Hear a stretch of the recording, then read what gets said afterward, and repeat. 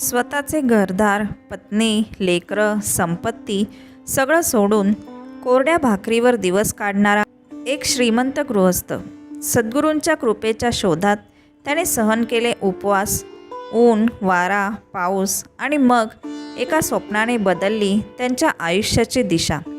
कोण होता तो आणि कसा झाला त्याचा श्री स्वामी समर्थांशी दिव्य संगम? आजच्या 11व्या अध्यायात आपण हेच पाहणार आहोत. मागील अध्यायात आपण पाहिले की बाळाप्पा मुरगोड येथून पुण्यभूमीत आले आणि 3 रात्री आनंदाने राहिले. तिथे त्यांना कळले की साक्षात श्री दत्त यतिरूपाने अक्कलकोट इथे वास्तव्य करत आहेत.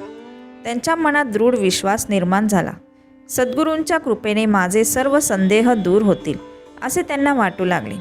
पण मुरगोडच्या ब्राह्मणांनी त्यांना सल्ला दिला, गाणगापूर हे भीमा नदीच्या तीरावरचे महाक्षेत्र आहे.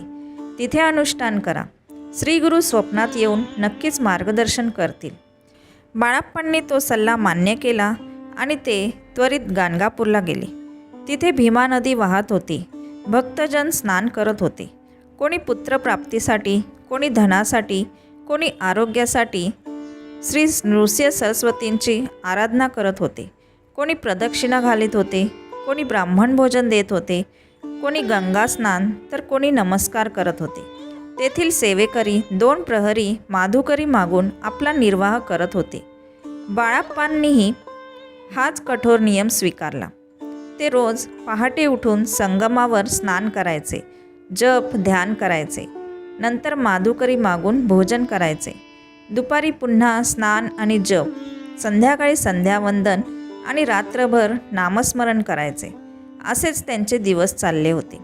एकेकाळी घरात पंचपक्वान्न खाणारे बाळाप्पा आता कोरड्या भाकरीवर दिवस काढत होते. ऊन, वारा, पाऊस सर्व काही झेलत होते. अर्धपोटी उपवास करत होते.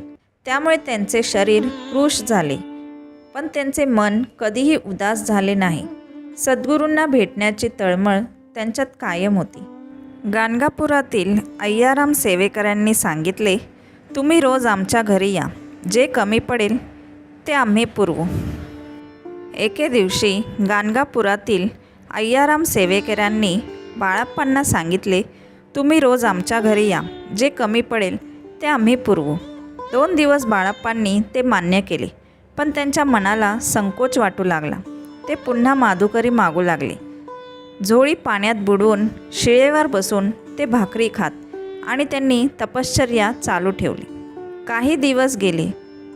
त्यांचे शरीर कृश झाले. रात्रंदिवस एकच चिंता त्यांच्या मनात होती, सद्गुरूंची कृपा कधी होईल. ते मनाशी म्हणत, घरदार, पत्नी, मुले मी सोडली, इतके कष्ट सोसले, तरीही सद्गुरू दर्शन देत नाहीत. माझे प्राक्तनच हीन आहे का? पण तरीही त्यांनी नियम सोडला नाही.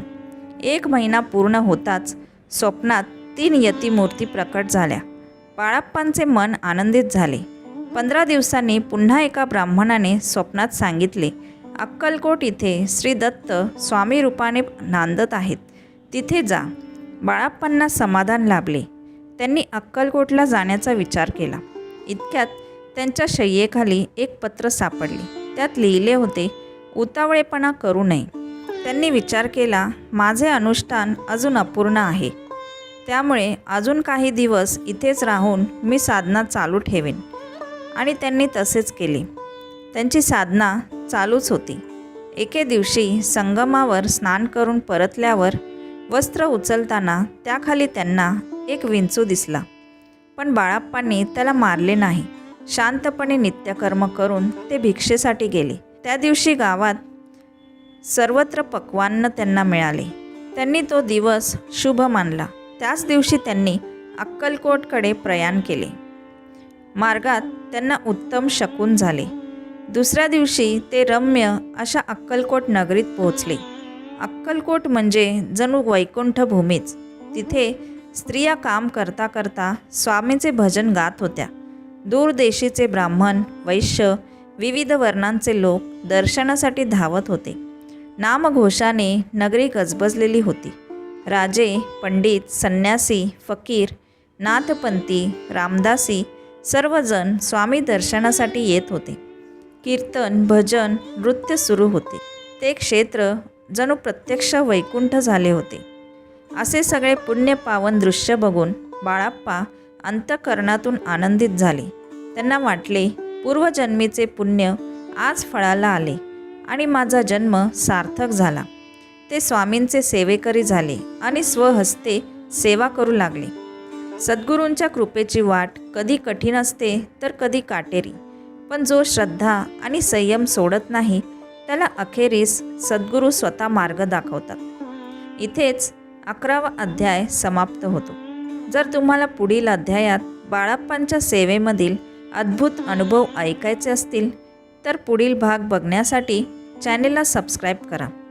तोपर्यंत श्री स्वामी समर्थ. जय जय स्वामी समर्थ. श्री स्वामी समर्थ. जय जय स्वामी समर्थ.